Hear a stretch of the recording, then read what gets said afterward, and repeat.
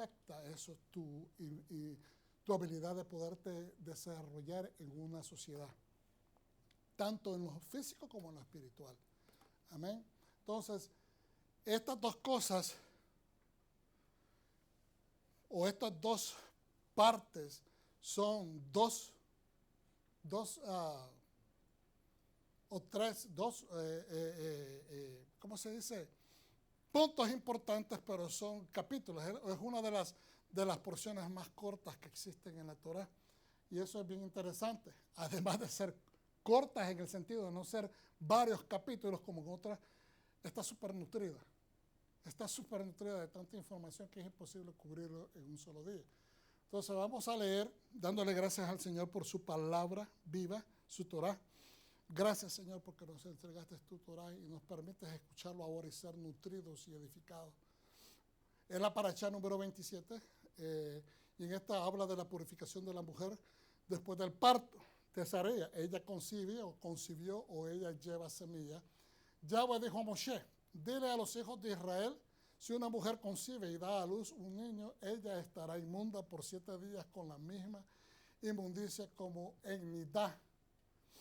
Fíjense bien, no es que concibió al niño, sino que una vez que concebida y dio a luz, y da a luz, es que el punto de inmundicia, y no se le llama inmundicia como una ofensa, sino que no está pura ritualmente, como en sus tiempos de nidá, que es durante su menstruación, cuando ella está teniendo su periodo de menstruación. El 8º día, la carne de su prepucio será circuncidada. Ahora está hablando del niño. Ella esperará 33 días adicionales para ser purificada de su sangre. Deja ahí donde se obtiene modernamente los 40 días, que son la cuarentena que se espera que una mujer pase ese espacio de tiempo para reintegrarse a sus faenas normales de vida. Vuelvo y repito desde el 3, al 8º día la carne de su prepucio será circuncidada, hablando del niño. Ella esperará, la mamá, ¿verdad?, 33 días adicionales para ser purificada de su sangre. Ella no tocará ninguna cosa kadosh, ni entrará al lugar kadosh, refiriéndose al templo, hasta que se cumpla el tiempo de su purificación. Pero si ella da a luz a una niña, ella, la mamá, estará inmunda por 2 semanas como en su unidad, y ella esperará otros 66 días para ser purificada de su sangre. Es el doble de tiempo. Cuando los días de su purificación haya terminado, ya sea por un hijo o por una hija, ella traerá un cordero en su primer año para una ofrenda quemada y un pichón o una paloma para una ofrenda de pecado a la entrada del tabernáculo del testimonio, y se la dará al Cohen. Él la ofrecerá delante de Yahweh y hará expiación por ella. Así ella será purificada. Entonces, entendemos que el proceso de purificación termina o es completado no cuando ella cumple los días, ya sean 33 más 7 son 40, o los 66 días, más los otros serían 80. No se completan ahí, sino que hasta el momento que ella entrega la ofrenda. ¿Estamos entendiendo? Que es ahí donde esa es la parte final, para que entonces el Cohen le dice, la pronuncie limpia. Tal es la ley, vuelvo y repito, él lo ofrecerá delante de Yahweh y hará expiación por ella, así ella será purificada de su descarga de sangre. Tal es la ley para una mujer que da a luz, ya sea a un niño o una niña. Si no puede económicamente para su cordero, ella traerá 2 palomas o 2 pichones, una para la ofrenda quemada y otra para la ofrenda de pecado. El Cohen hará expiación por ella y ella estará limpia, es decir, oficialmente declarada limpia. Amén. Aleluya. Yo sé que esto tiene sus ciertas complicaciones para tratar de contextualizarlo en nuestros días, hermano. Que porque a veces uno piensa y hace las preguntas normales. La primera pregunta que resalta para una mujer especialmente es ¿por qué? Si es niña, es el doble de tiempo. En muchas ocasiones yo escuché explicaciones que decían de que era por el mismo hecho que es una mujer. Entonces, automáticamente eso trae otra pregunta. ¿Por qué? ¿Qué es el efecto de que ser mujer requiere de que el proceso de limpieza sea doble. En el pasado personas me explicaron esto, que no es lo que estoy tratando de entender hoy a través de nuevas enseñanzas, pero me decían de que era por el mismo hecho de que la mujer había traído, ¿verdad?, el pecado en el pasado. Eso suena bastante, dicen algunos, sexista, pero no se trata de eso. Se trata, más que todo, creo que es una doble restauración al honor de la mujer. ¿Okay? Voy a entrar un poquito más profundo en referencia a eso en otra ocasión, pero se trata de una doble restauración. Está restaurando tanto el honor de la madre como la hija. Entonces se hace de esa manera. No tiene que ver en lo absoluto con desprestigiar a la mujer. Tiene que ver con lo contrario, es levantarla. Amén. Pero era un proceso necesario en la antigüedad, hermanos, porque no habían doctores, no teníamos avances científicos, no se entendía lo que se entiende hoy. Y Dios, lo que estaba en su extensa sabiduría o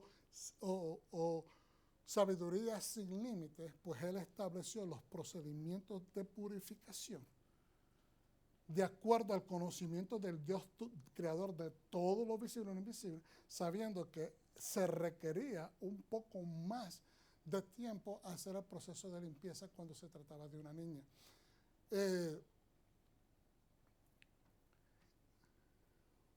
Vamos a entrar un poquito más. Estoy tratando de reducir la información y eligiéndola mentalmente. En esta paracha número 27, habla del nacimiento de un bebé. Yo quiero que en este momento se saque el esquema mental de que usted acaba de leer simplemente un dictatorial de ley. ¿Okay? Esta es la manera como se va a hacer, esta es la ley, así va a ser la limpieza, así, y que hay una persona que determina. Quítese ese pensamiento. Ahora piénselo, transfiéralo, ponga su mente profética entonada. Habla del nacimiento de un bebé. Primeramente habla del bebé varón, quien junto a su mamá espera 7 días y luego al 8º día es llevado a la sinagoga o quejilá y es circuncidado. En el caso, ¿verdad?, de aquellos que vivían en Jerusalén son llevados al templo, porque el templo era el epicentro de la actividad religiosa o de culto al Dios vivo. Notemos que interesantemente hay 8 versículos en este capítulo 12. 8 versículos. Vamos a volver para atrás. ¿Cuántos versículos hay? 8.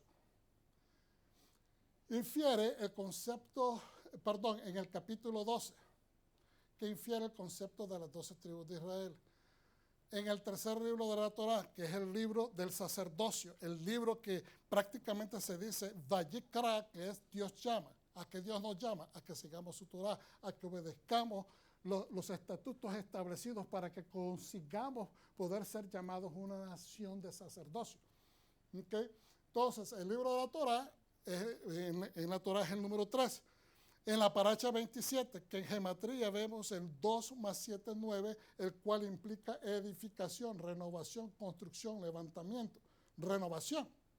Hoy renueva el pueblo israelita en un nuevo mes, dándole libertad.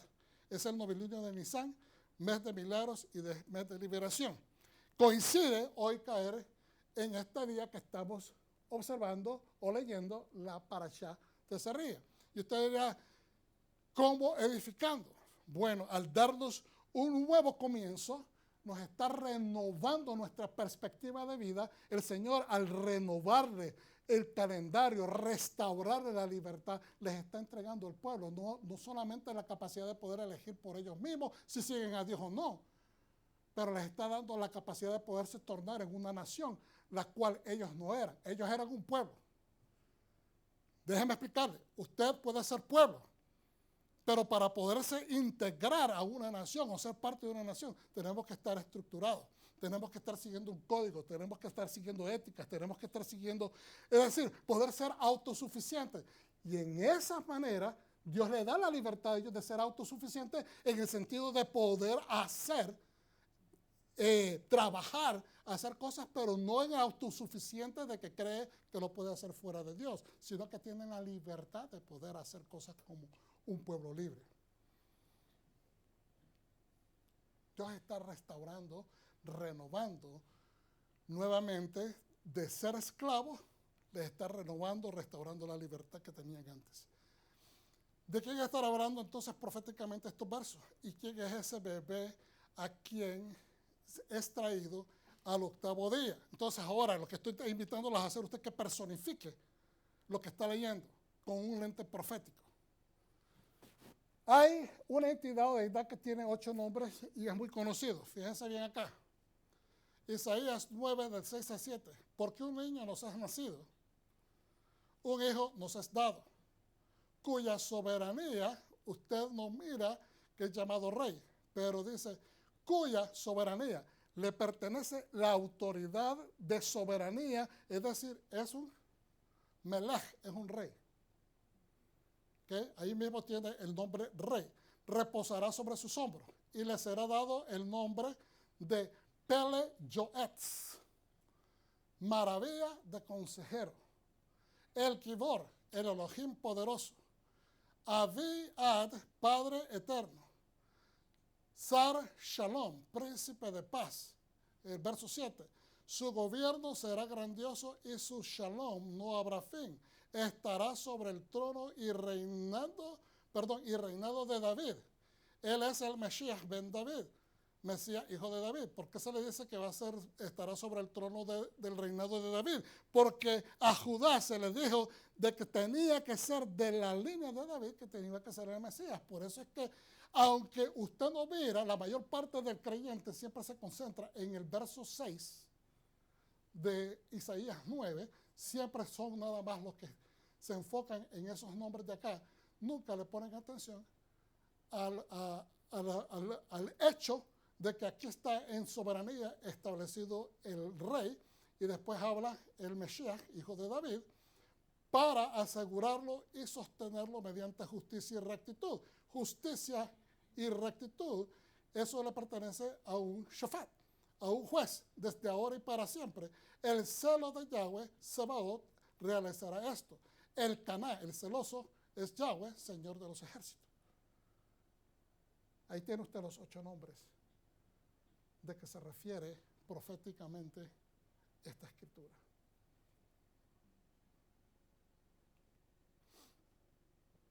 Uno de los grandes sabios, Ora Hahaim, dice lo siguiente, que esta porción es una proyección profética y mesiánica acerca del Mesías del pueblo judío.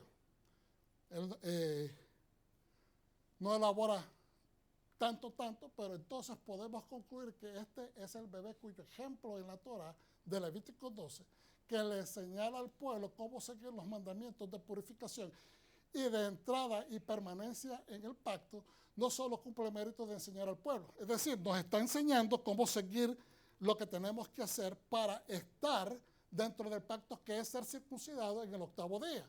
Nos está enseñando cómo la mujer, pero antes que nazca el niño, nos habla que la mujer tiene que cumplir con sus leyes de purificación antes, porque para que pueda estar con su esposo tiene que haber una situación de pureza. Es concebido el niño y después, cuando es dado a la luz, ella tiene que seguir los pasos que dice la ley para mantener su purificación ritual, asegurándose que el niño esté al 8º día para recibir su circuncisión. Entonces, fíjense bien en lo siguiente. Entonces, no solamente nos está enseñando cómo seguir las leyes, ¿verdad?, de participar en la circuncisión, en este caso nosotros espiritualmente, pero es la profética promesa del Mesías prometido a Israel, Yeshua HaMashiach, como ya lo vimos en Isaías 9, 6, 7.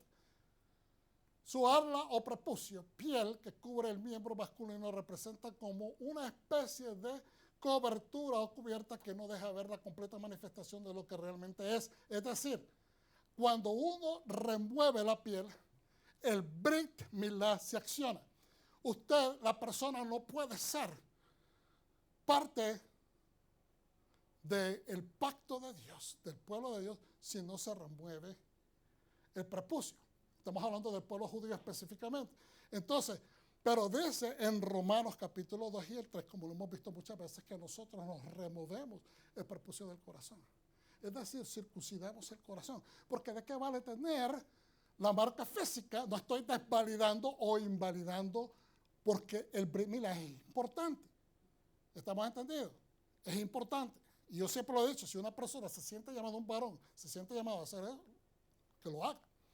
Pero si no se siente en este momento, pues amén, que mantenga su pureza espiritual. Es decir, de nada vale tener la marca física si espiritualmente no estás cumpliendo nada de lo que estamos aprendiendo. Si te opones a hacer la voluntad de Dios, si quieres ir en contra de la Torah, si a propósito estás ignorando cosas importantes de tu vida espiritual, de nada sirve. ¿Ve? Entonces lo importante es tener la convicción en el corazón, porque eso te pone de pie ante el Padre Celestial. Entonces ahora, ese prepucio, cuando se quita, ese ser humano está escondido, como que dice escondido.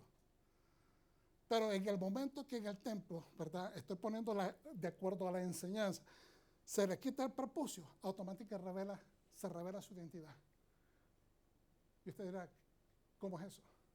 Pues en el momento que el Brit Milá es concebido, usted pasa a ser un hijo de Dios. Esa es su identidad. En el momento que nosotros recibimos a Yeshua y nos circuncidamos al corazón, dejando la vieja vida y renovándonos a una vida nueva, hicimos un Brit Milá espiritual y empezamos a seguir su voluntad, empezamos a seguir el camino que es Él. Entonces, de esa manera, se revela el propósito profético de Dios en tu vida, que ya dejas de ser oscuridad y pasas a ser luz. En este caso, el Brit Milá se manifiesta en su propósito dentro del mundo. ¿Cuál es el propósito del pueblo de Dios en el mundo? Ser la luz del mundo. Iluminarlos para que esos barcos que andan perdidos en alta mar vayan y encallen en el muelle de la voluntad de Dios, en el muelle de la Torah. El Mesías sería entonces manifestado desde el cumplimiento de su nacimiento. ¿Se manifestó? Claro que sí. En el momento que él recibió su circuncisión al octavo día, pasa a ser un hijo de Dios. Pasa a ser un hijo de Dios. Entonces es aquí donde aquella frase que dice de que aquellos que hemos recibido a Yeshua HaMashiach, el nombre, se nos ha otorgado el derecho de ser llamados ¿qué?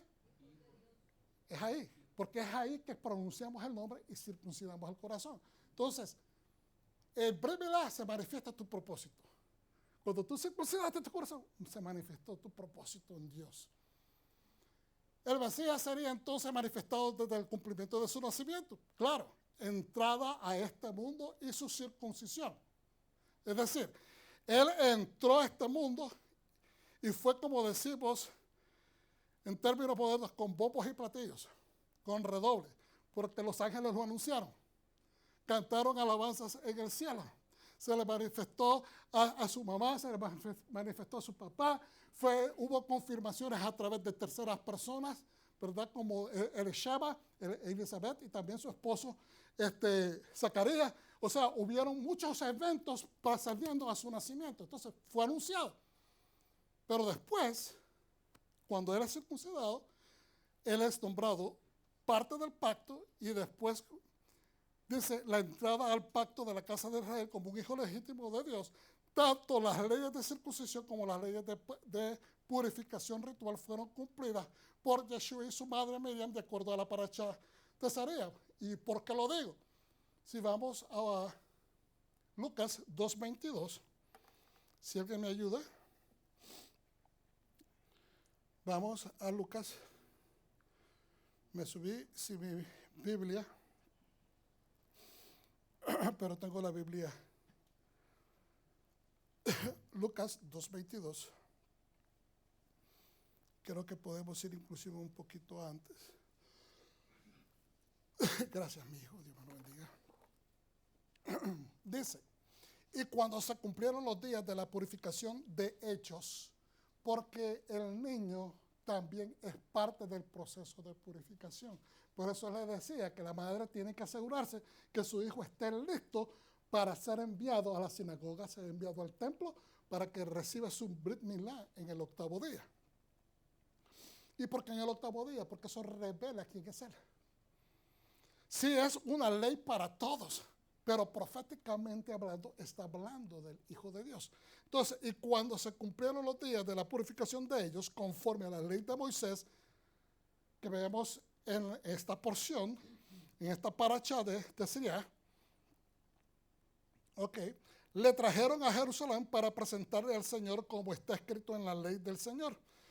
Todo varón que abriere la matriz será llamado santo santo al Señor, y para ofrecer conforme a lo que se dice en la ley del Señor, un par de tórtolas o 2 palominos.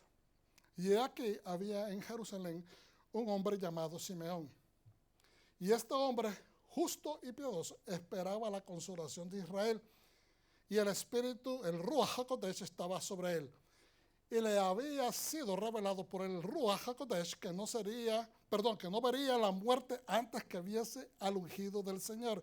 Y movido por el Ruach vino al templo, y cuando los padres del niño Jesús le trajeron al templo para hacer por él conforme al rito de la ley, él le tomó en sus brazos y bendijo a Hashem diciendo: ahora, Adón, despides a tus siervos en paz, porque conforme a tu palabra han visto mis ojos tu salvación, la cual has preparado en presencia de todos los pueblos, todas las naciones. Luz para revelación a los gentiles, luz para revelación a los gentiles y gloria de tu pueblo Israel. Y Joseph y su madre estaban maravillados de todo lo que se decía de él, y los bendijo Simeón y dijo a su madre Miriam: he aquí, este está puesto para caída y para levantamiento de muchos en Israel, y para señal que será contradicha. Para señal que será contradicha, proféticamente lo estableció Simeón, y una espada traspasará su misma alma, para que sean revelados los pensamientos de muchos corazones. Continúo leyendo. Estaba también ahí Ana, profetisa, hija de Fanuel, de la tribu de Aser, de la edad muy avanzada, pues había vivido con su marido 7 años desde su virginidad, y ahora era viuda, hacía 84 años, y no se apartaba del templo, sirviendo de noche y de día con ayunos y oraciones. Esta, presentándose en la misma hora, daba gracias a Dios, hablando del niño a todos los que esperaban la redención de Jerusalén, en Jerusalén. ¿Qué es lo que estamos diciendo? Entró al templo para cumplir las leyes establecidas en la ley de Moisés en referencia a la purificación. Y ahí se empieza a revelar el Espíritu de Dios sobre cada persona, enseñándoles quién es ese niño. Entonces, proféticamente hablando, sí nos enseña la ley qué hacer, pero está hablando en un nivel Sod. En el nivel Remés, lo que leemos, pero en el nivel Sod estamos viendo la profundidad profética, la proyección profética de que está hablando del niño Yeshua, a quien nosotros identificamos como Ha-Mashiach. Entonces, al llegar al templo, esta anciana, viuda ferviente, servidora de Dios, le reconoce. Y no solamente dice que le reconoce, hermano, sino que empieza a predicarlo. Empieza a hablarle a todas las personas que estaban entrando al templo.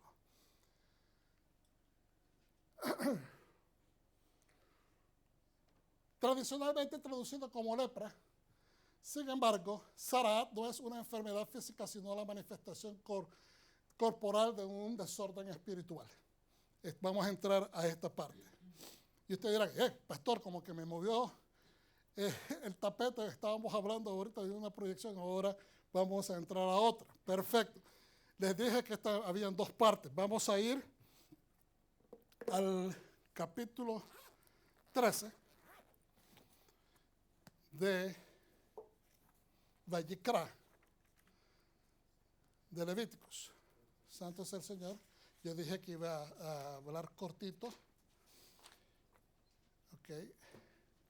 Y dice, habló Yahweh a Moshe y a Aarón diciendo, cuando el hombre tuviere en la piel de su cuerpo hinchazón o erupción o mancha blanca y hubiere en la piel de su cuerpo como llaga de lepra, será traído a Aarón el Cohen o a uno de sus hijos de los Coanim, de los sacerdotes. No es que la persona diga allá afuera, este tiene tal cosa. Este anda mal. Este tiene roncha como de esto y lo otro. No, no es para el pueblo determinarlo. Hay que llevarlo donde el Cohen. Hay que llevarlo donde el líder.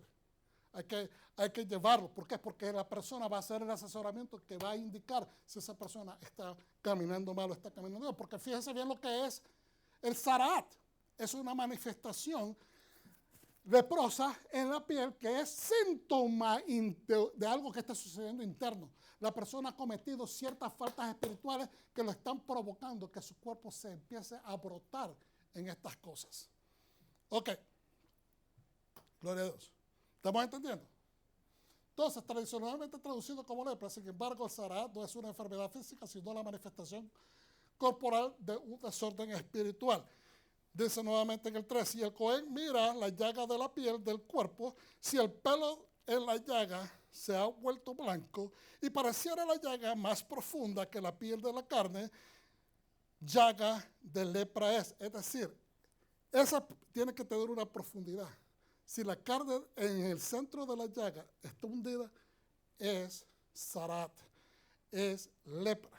Entonces, y dice, y pareciera la llaga más profunda que la piel de la carne, llaga de lepra es. Y el Cohen le reconocerá y le declarará inmundo. Y si en la piel de su cuerpo hubiera mancha blanca, pero que no pareciera más profunda que la piel, ni el pelo se hubiese vuelto blanco, entonces el Cohen encerrará al llagado, al que tiene las llagas, por 7 días. Y al 7º día el Cohen lo mirará, y si la llaga conserva el mismo aspecto, no hubiese extendido en la piel, entonces el Cohen lo volverá a encerrar por otros 7 días. Y al 7º día el Cohen le concederá, le reevaluará de nuevo, y si parece haberse oscurecido la llaga y que no se ha cundido en la piel, es decir, no se ha propagado en la piel, entonces el Cohen lo declarará limpio, era erupción, y lavará su vestidura y será limpio. Amén. Sigue dando más descripciones de diferentes situaciones, pero creo que eso es suficiente para entender qué es el Cohen. Es el Cohen el que hacía la determinación, hermano. Porque la gente en el pueblo se podía llenar inmediatamente de mucha euforia, de mucha miedo, y entonces causar un pánico. Entonces, en justicia y bondad se llevaba a la persona que para empezar estaba aterrado, o aterrada, y entonces se le llevaba para que el Cohen hiciera el asesoramiento, y usualmente lo hacían de una manera silenciosa. Ok. Es una llamada de atención al individuo, familia, comunidad, de que debemos enmendar nuestro camino delante del Eterno. ¿Cómo estamos hablando? ¿Qué estamos diciendo? ¿Qué hay detrás de la intención de las palabras que están saliendo de nuestra boca? ¿Qué es lo que estamos procurando? ¿Estamos procurando edificar? ¿Estamos procurando mejorar? ¿Estamos preocupados prácticamente por la perspectiva personal? ¿Estamos preocupados simplemente por cosas superficiales? ¿O realmente hay algo que está ramificando y no nos damos cuenta? Por eso es que es importante cuestionar las motivaciones. Los sabios nos dicen que zarat es una contracción de 2 palabras hebreas. Mevaitz, que significa quien difunde maledicencia. Tiene que ver con leshon hara, el que está difundiendo maledicencia. No puedo pronunciar la palabra ahí porque todavía me falta aprender algunas pronunciaciones. Pero dice, ¿qué significa quien difunde maledicencia? Maledicencia, la gente está mal acostumbrada a pensar que son malas palabras. No, es algo que está en malintención. Entonces, fuente del zarat. Zarat es una manifestación causada por las siguientes cosas. Fíjense bien, hermanos. Derramamiento de sangre. Iba a traer una foto que Casualmente ayer salió en internet, no me acuerdo quién la puso, en el Facebook, de una niña que estuvo caminando por donde están los cerdos, donde botan sangre, donde botan esto, donde botan la gente, y llegan los cerdos y se llegan a acostar. Y esta niña empezó a tener una infección que se le estaba comiendo la planta de los pies, y cuando le ponen la foto se mira bien feo, bien grotesco. Me estaba acordando de eso y dije, Dios mío, qué cosa más horrible. ¿Ves? Porque caminó donde estos animales caminan, donde hay desperdicios, hay suciedades, de andar caminando un ser humano donde no debe estar caminando. Amén. Entonces, derramamiento de sangre. Derramamiento de sangre no significa nada más derramar la sangre sino más, o derramar la sangre matar a alguien, pero también significa derramar la sangre ajena vía hablar mal de la persona, es decir, destruir la integridad de la persona. El perjurio, jurar, ¿me entiendes?, sin tener base. Inmoralidad sexual, la soberbia. Recientemente yo estaba un poquito medio con muchas cosas en el patio, a veces uno se pone tenso. Y le digo sinceramente, no se vive. Mi hijo Jesse me hizo ver, papá, ¿qué te pasa? Y entonces cuando eso sucede, uno tiene que sentarse y empezar a analizarse. Porque posiblemente nuestra familiaridad o en el transcurso de los días de la vida no nos damos cuenta que vamos desmejorando o posiblemente vamos descuidando ciertas áreas. Y hermanos, somos seres humanos. ¿Ok? Y él me dijo, y yo me quedé callado, yo no dije absolutamente nada. Esta semana fue, principio de esta semana. Y me puse a pensar. A veces perdemos el pie y se nos puede a veces subir la soberbia y no nos estamos dando cuenta que está subiendo la soberbia. La soberbia no es ser malcriado nada más, es ser contradictorio, es ser rebelde, porque está la soberbia manifestada, pero también está la soberbia pasiva agresiva. ¿Me entiendes? Entonces, de muchas maneras se puede esto manifestando. Entonces, está el robo y está el egoísmo. Estos son los diferentes niveles y le agradezco también al hermano Edgar Ramos que me permitió utilizar algunos de estos slides. Estos son los niveles que los sabios o los rabinos utilizan para calibrar. Es decir, el Cohen, cuando venía y hacía su asesoramiento físico, no solamente lo hacía desde ese punto físico, sino que hacía un asesoramiento espiritual, hermano, para ver dónde está la persona. Porque acuérdense que en la antigüedad no había las métricas modernas para poder inmediatamente identificar un problema. Tenían que hacer todo a base de físico y espiritual. Amén. Vamos terminando. Esta declaración es muy común que parezca. Dice, la piel de personas en los muros de hogares y en la ropa. Usted va a leer esto en esa porción más adelante, pero esta es la manera como la gente decía, hay problemas con una persona, hay problemas con esa familia, en ese hogar, hay problemas, se manifestaba hasta en la ropa. ¿Por qué? Porque había manifestaciones de este tipo de moho, de cáncer. El zaraat es un cáncer. La lepra es un cáncer que carcome la piel. Amén. Entonces, el cáncer que se va comiendo las paredes, a veces se ponen negras las paredes, es un zaraat, es una especie de cáncer o lepra. Y también en la ropa. Una persona, usualmente cuando se nos nace la ropa, decíamos en mi país, no sé cómo lo dirán en su país, se brota porque tal vez quedó humedecida y se quedó metida dentro del hamper de la ropa sucia y se le ponen unos puntitos, ya usted no puede usar esa ropa. Usted la tiene que deshacerse de ella porque le puede provocar problemas de salud. Anyways, lo vamos a dejar hasta ahí y quiero complementar lo que hemos hablado. Esto es simplemente una información breve. ¿Y qué tiene que ver entonces esto con lo que estábamos hablando anteriormente en referencia al Mesías? Miren, hermanos, ese leproso que se identifica se proyecta hacia el Mesías. Ese leproso que está hablando, que es identificado en el templo, es el Mesías. Ese leproso, ese sucio, esa persona que lo tienen que declarar limpio, el Cohen, se manifiesta también en las escrituras de Zacarías, cuando miramos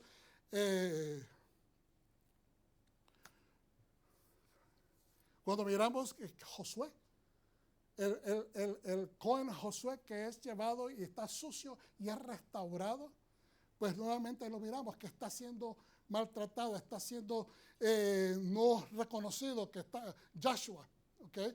Que no está siendo reconocido, que no está siendo levantado, puesto en el lugar, pero que Dios dice prácticamente que sea restaurado. Estoy brevemente explicándolo.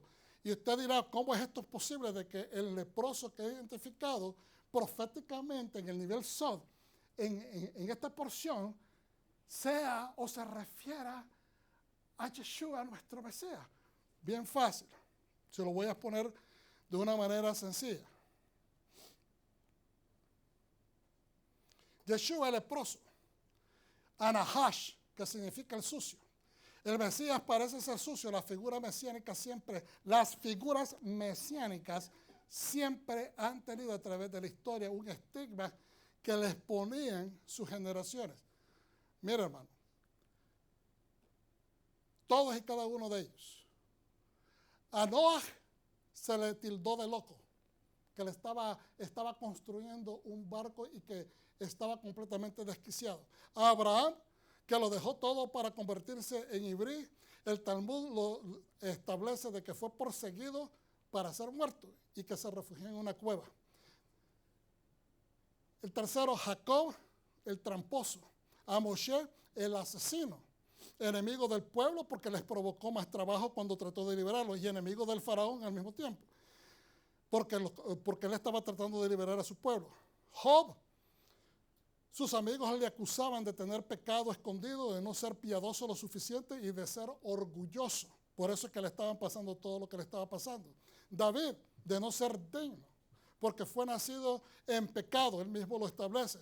¿Por qué? Porque su padre fue acusado de ser descendiente de Ruth, por lo tanto no lo suficientemente judío para llenar el requisito de ser un líder en Israel.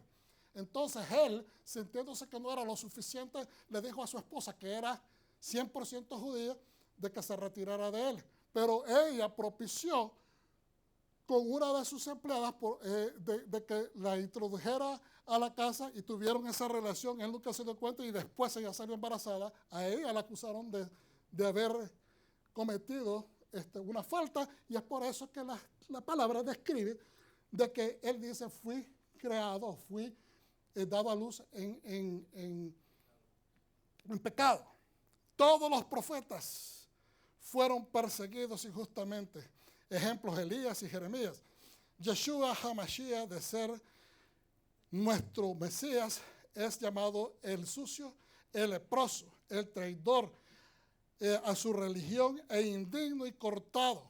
El Yeshua, que prácticamente significa anatema, el maldito. Entonces, si nosotros después vemos cómo lo describe la palabra, vamos a leer. Gloria a su santo nombre. Hermanos, denle una alabanza al Señor, por favor. Gloria a Dios, un aplauso al Señor, aleluya, claro que sí. Vamos a Isaías 53. Santo su nombre. Vamos por ahí, ¿verdad, hermanos? ¿Qué es lo que dice Isaías 53?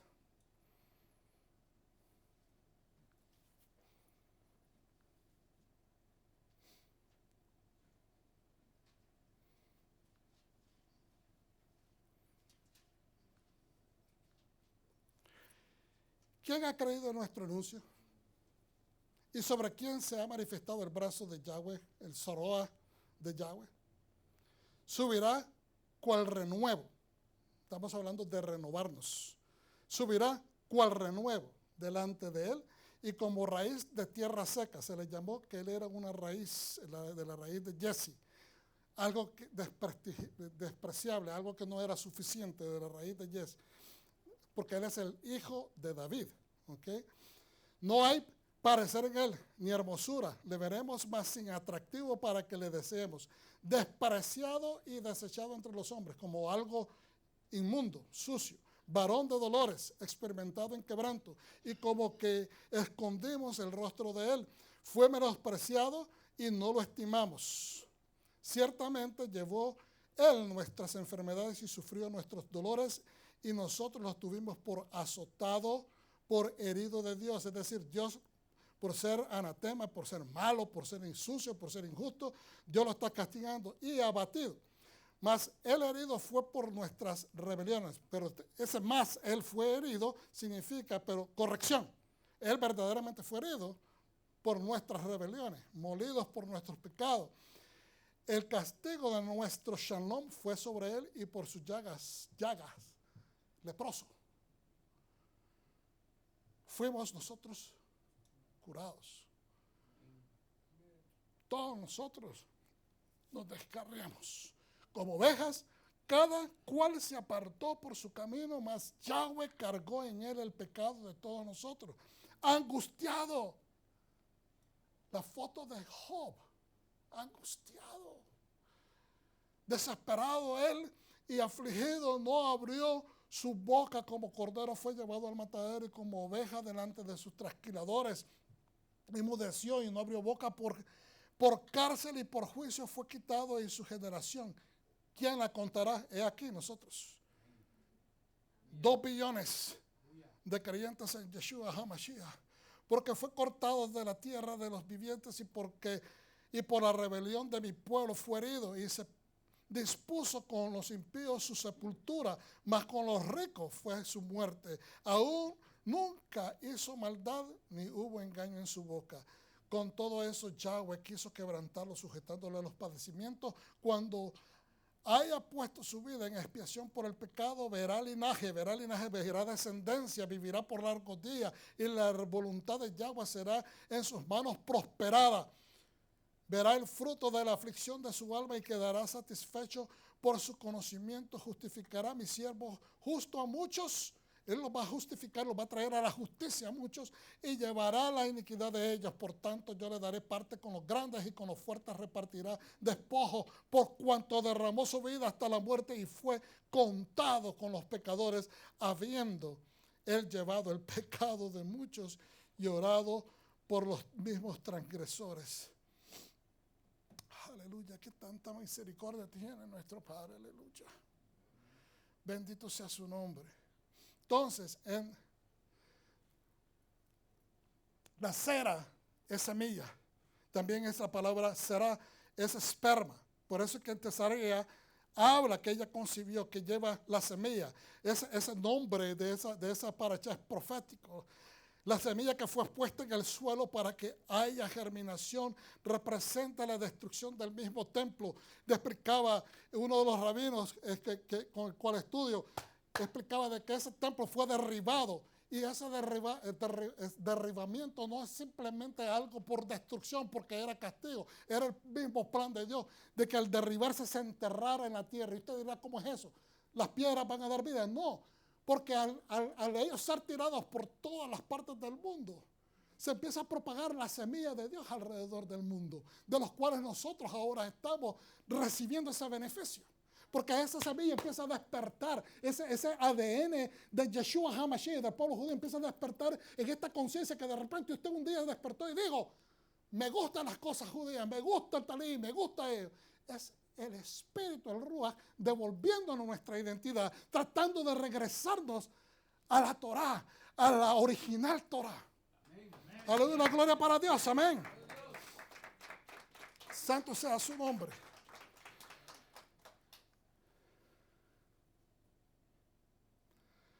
Aleluya. Tiene que ser depositada. Y se me viene el pensamiento que Yeshua decía, para que haya fruto, la semilla tiene que morir. Usted sabe que la semilla, cuando se entierra, tiene que pasar el proceso de pudrición. si no se pudre, no da vida. Se tiene que desintegrar. Y a veces creemos, por eso es que es tan bello cuando agarramos el pan matzah para celebrar el cuerpo y sangre del Señor, lo rompemos y hacemos ese mismo ensayo cuando lo hacemos cada pesa, que rompiendo el cuerpo de Él lo repartimos y después al comerlo nos vuelve a integrar y nos hace el cuerpo de Él. Tiene que morir la semilla para que haya fruto. Los rabinos dicen que aquí hay un ciclo de vida, hay nacimiento, muerte y vida. Hay nacimiento del niño, pero hay muerte y después vuelve a haber vida. O sea, muerte por el pecado. En el caso de Yeshua, Él recibió el pecado, no porque Él había pecado, pero porque lo recibió del mundo, murió y después volvió a tener vida. Es la historia de alguien importante que vino a este mundo, hizo grandes cosas, murió y volverá a la vida y se revelará diferentemente. Se va a quitar su ropa sucia, se le va a quitar su ropa de Zaraat, su ropa de mendigo sucio, desastroso, enfermizo, lleno de llagas. Porque a Yeshua se le mira desde el punto de vista, en Israel se le mira como el anatema, el traidor, el que se ensució. Y por eso, como cometió esa falta, se llenó de lepra. Lo consideran el leproso. Pero hay muchos que aún en la ortodoxia están tratando de rescatar el nombre de Yeshua. Están devolviéndole su esencia judía y están rescatando el hecho de que es ortodoxo, que es una persona que nunca cometió falta, que nunca mal enseñó al pueblo a desobedecer la Torá.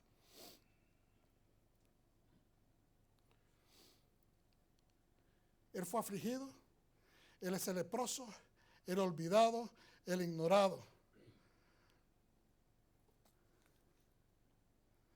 Si nosotros observamos directamente la vida de Job, miramos todo el proceso que Yeshua pasó. Y una vez de que todo el sufrimiento, él fue desterrado, hasta su propia mujer lo abandonó y le dijo: maldice a tu Dios y muérete.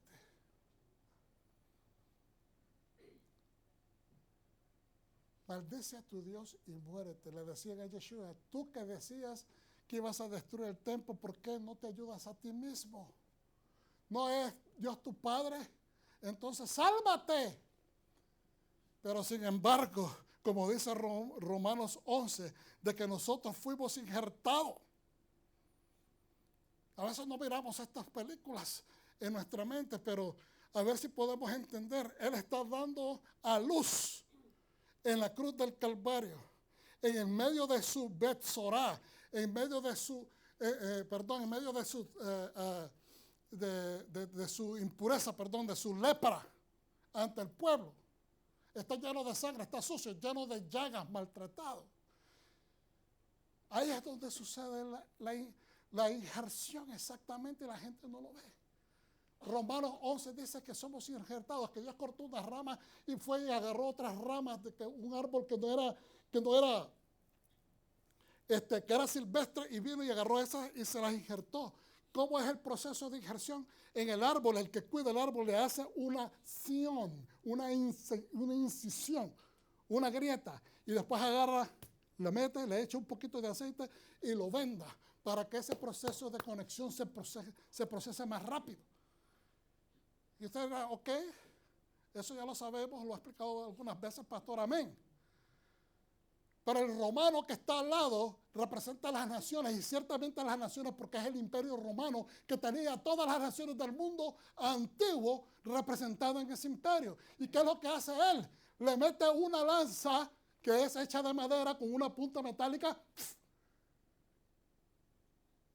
y nos injerta a todos, proféticamente hablando.